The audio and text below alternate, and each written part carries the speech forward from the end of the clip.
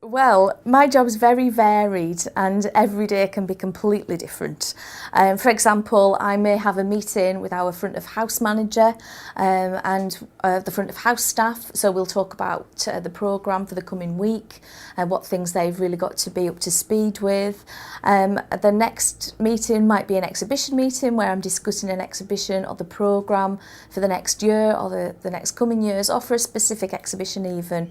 And at our specific exhibition meetings, we would bring together lots of different people: the curators, the learning team, the outreach team, the communications officer and the front of house team as well.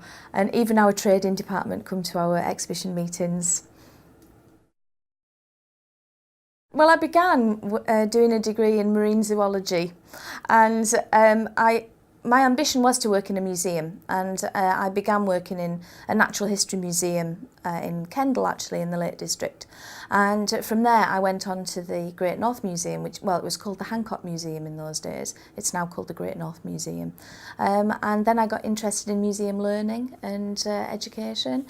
So I became a primary school teacher with the view to moving into a learning officer post at a museum, and eventually that's where I ended up.